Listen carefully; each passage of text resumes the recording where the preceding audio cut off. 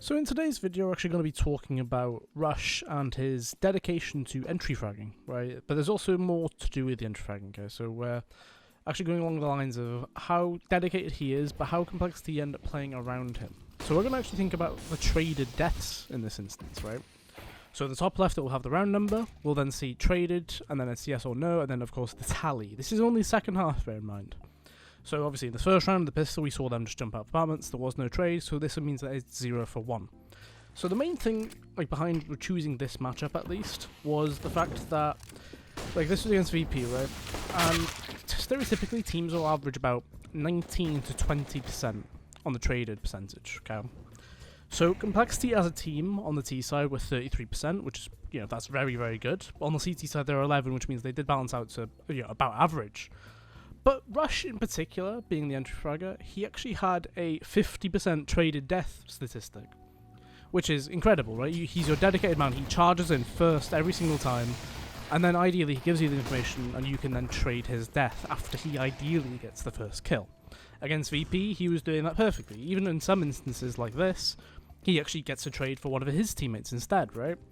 And this is one of the things about Rush as a teammate as well. Like, so many people, they look at the stats and they see, oh, he's 4th on the team or 5th on the team. And it's like, well, he doesn't just provide numbers. Right? That's such a basic way of thinking about the game.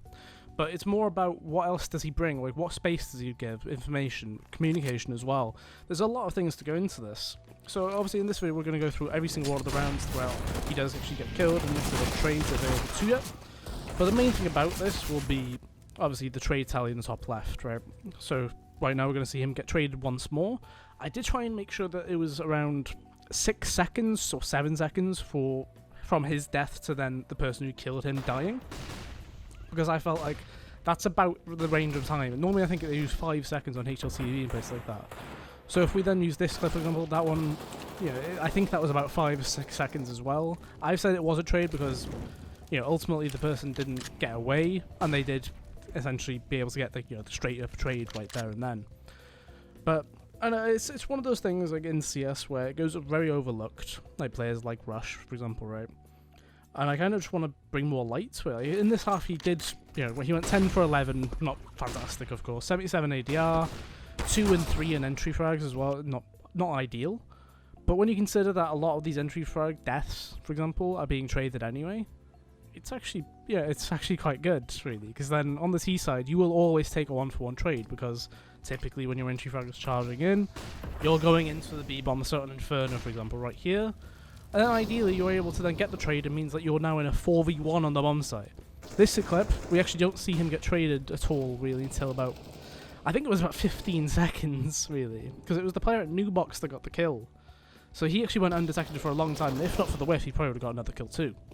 You'll see it from Rush's POV, there wasn't much that his teammates could have done, really. Like, it was so disjointed, I suppose, is the main thing for the attack as well.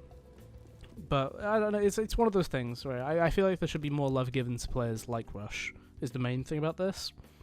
So, the other thing as well is the fact that you'll notice from some of the clips, the way that they actually play, you'll notice a player being right next to him, more or less, just ready to make sure they kill whoever kills him, rather than, identifying the angles themselves. Like, they let him clear them first pretty much every time, which is true belief and faith, I think, in a teammate as well. So the round coming up after this one, of course, will be round 21, and as you can see, there wasn't much his teammates could have done. You're running through a smoke as well. This one's kind of wild. Like, you can see Rush is already behind that Molotov, and he actually charges onto the site. Somehow he still gets a kill. Like, the trade is immediate from Sanji, and then this one takes a few seconds as well, but I think it's just about in my range that I'd actually agree with it being a trade. And, they do end up losing that round as well, though, which is kind of unfortunate, but you can definitely see that CT setup was hard to deal with. 2 players on the site, 1 player in pit. You've got that awkward triangle where you're trying to, peek 1 player, and then there's another 2 people looking at you from different sides. You usually will, even if you get a kill, you're probably going to get traded yourself, which is what we saw happen to Rush. So one thing that's really special about this matchup, at least as well, was I believe it was round 27 or round 28. It's one of the last 2 in this video as well, where there was actually a perfect sequence of trade frags that came in. So what I mean by perfect sequence of trade frags is, for example, it'll be player A kills player B, player C then kills player A, player D then kills player C, player E kills player D, you know, and so forth. Like, it was just basically one person kills this person, the other person kills that person. Like, it's full chain effect, essentially. And that actually happened going onto this bomb site. So in this instance, Rush actually stays alive for a very long time in this post plant. And if not for, you know, the way that Sanji actually owned him, to be fair, he probably would have got the kill as well. So he kills the first by pushing out Buster, and then Sanji doesn't quite see him, and then Rush tries to capitalize on that and tries to chase it, and unfortunately Sanji just whips his head off. So this round was a bit more of a special one, I guess, for that one, because he does go in, and, you know, as we saw, he doesn't actually get traded in the end, but this was still a round win, so I don't think it matters that much. I think there's also an element of this where, as we go into not the advanced analytics per se, but like basic analytics, I would say, I wouldn't say trade percentage is that crazy as a thing, but to a lot of people it will be. Like, the average person will not be thinking of that as a statistic or a metric to track. I feel like this is something that should be covered a lot more in entry fraggers. So for example, like Art, right? I think his average was like 37% of rounds he is involved in the opening kill or death, right?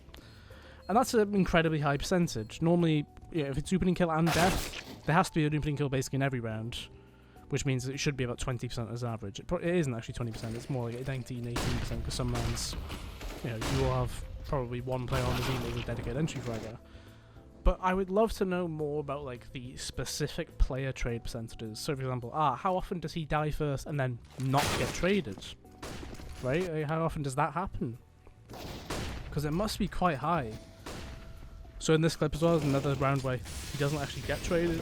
I wouldn't say there's much, you know, much argument against it either.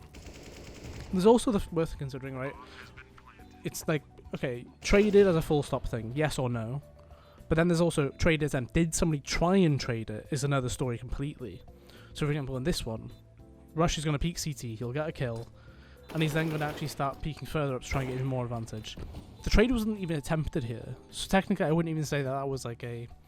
Like, yes, he didn't get traded, but there wasn't even an attempt, so I don't think that's a negative thing, really. Like, it's much worse if you then, like, chase up a player and then lose another person to the same person, then that is fully, you are failing your trade attempts in this matchup, sort of thing. So I feel like there's so much more details that we could get out of teams or matches, or even at like tournaments, like in the big scale, or big picture, right? But this has mostly been me rambling on, but we're slowly getting towards the end of it. We're going to see 2 more rounds here, where Rush does get traded, okay? So this one at Banana is... He gets Rush got his head ripped off so many times in this matchup. Like, fair play to him. Like, he does just sit at the front, and this is what I mean by they let him check the angles, because you'll see Blamef look towards the wood to be anti-flash, and then has his head on a swivel. When the flash comes in, he immediately trades it. Yakina doesn't have a chance to get a second one, and we'll see that now from Rush's POV as well. So it's a bit earlier on in the clip that we just saw. So just to show the slight build-up, what kind of, you know, mannerisms or characteristics that are shown by Rush in this instance as well. So, you know, the usual spam towards top Banana, and then obviously you move up. And as we saw in the clip, they'll get up towards near the corner, not fully around the corner or anything, but near it, and Rush will just get his head ripped off. Like, there's not much more to say about it.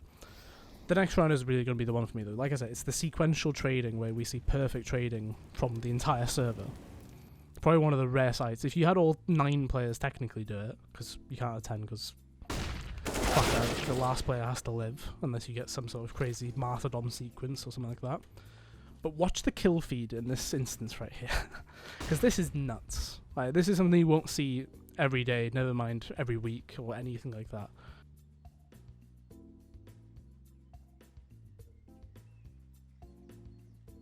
So the XX starts to come in. We see that there's actually 4 CTs ready, and the Cold players charge onto the site. First kill will come through. Rush gets killed, kill kicker. Sanji gets killed by JKS, who killed Rush. Yakina kills JKS.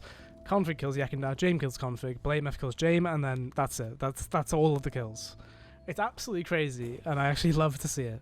But that's gonna be it from this video. This was just a bit more of a insight into what is, you know, what entry fragging is about, and not just the pure did he get the kill or not. Like, there's much more to it, as well as the fact that on the T side especially, it's more about the trading. So if you like the video, subscribe to the channel. We're trying to separate the content out a bit more so we can get more high quality pieces out rather than a constant daily one, even meaning that it might be slightly lower quality, I guess. But thank you for watching.